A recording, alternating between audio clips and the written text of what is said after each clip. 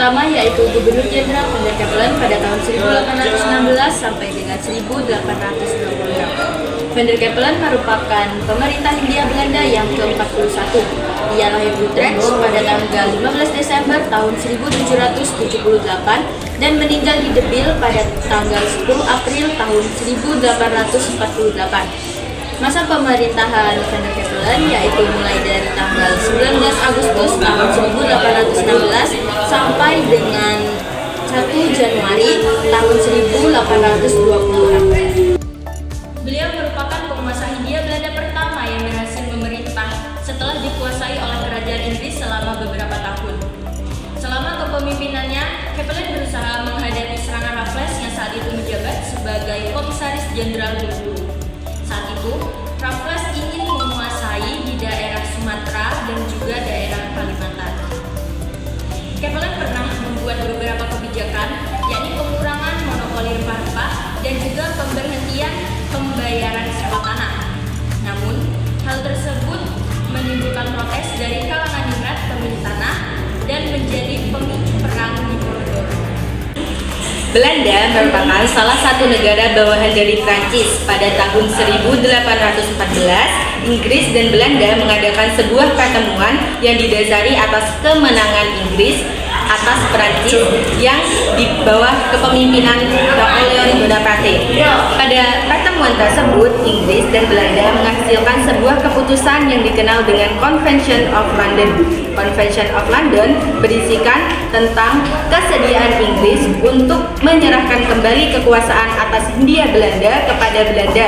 Akan tetapi, penyerahan kekuasaan tersebut baru dapat terlaksana 2 tahun kemudian, atau lebih tepatnya pada tanggal 19 Agustus 1816.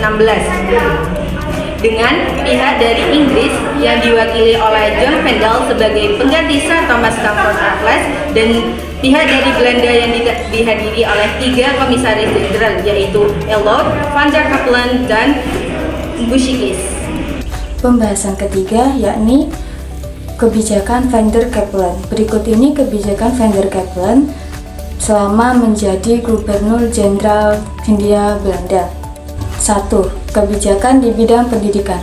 Pada awal pemerintahannya, Van der Capellen menerbitkan surat pada tanggal 8 Maret 1819 yang berisi mengenai perintah untuk mengadakan penelitian mengenai pendidikan masyarakat Jawa. Tujuan dari Van der Capellen yakni 1. Meningkatkan baca tulis masyarakat, 2. Memperbaiki peraturan undang-undang dan peraturan pemerintah tentang pendidikan. Yang kedua yaitu mengganti Residen Yogyakarta. Menunjuk Jonkheer Anthony Smithers sebagai Residen Yogyakarta pada 3 Januari 1823, yang mulanya ia merupakan Residen Rembang. Hal ini memunculkan banyak pertanyaan dari kalangan pejabat Belanda karena dinilai tidak mempunyai pengalaman yang memadai untuk melakukan tugas di wilayah Keraton Jawa Tengah, termasuk Yogyakarta. Diduga, salah satu alasan penunjukan Smithers adalah agar ada pejabat Belanda yang patuh terhadap Van der Capellen dalam hal sewa tanah. Pengangkatan Smithers ternyata menjadi salah satu pemicu Perang Diponegoro tahun 1825 hingga 1830. Hal ini dikarenakan ia terlalu mencampuri urusan politik keraton. 3. Penghapusan sistem sewa tanah. Pada tanggal 6 Mei 1823, Van der Capellen mengumumkan dekret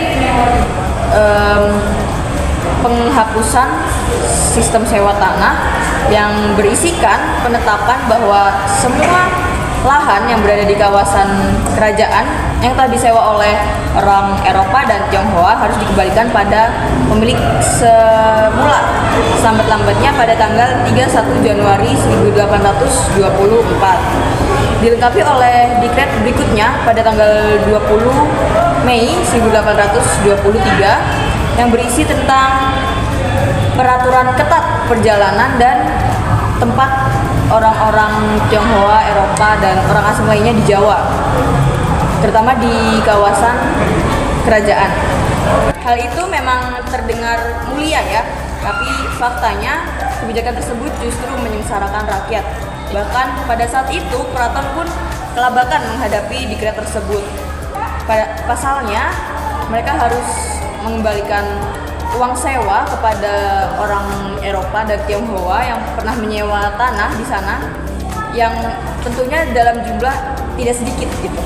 4. Menghapus kebijakan ekstirpasi. Pada tahun 1824, Vander Capellen melakukan inspeksi ke Maluku dan juga Sumatera untuk menghapus monopoli rempah-rempah dan juga kebijakan ekstirpasi. Langkah tersebut ternyata tidak disukai oleh pemerintah kolonial dan juga para politisi Belanda. Juga karena dana koloni disalurkan ke negeri induk di Belanda. Pada tanggal 1 Januari 1826, Vander Capellen diberhentikan dari jabatannya dan posisi Gubernur Hindia Belanda diambil alih oleh Leonard Dubus de Gyssignes.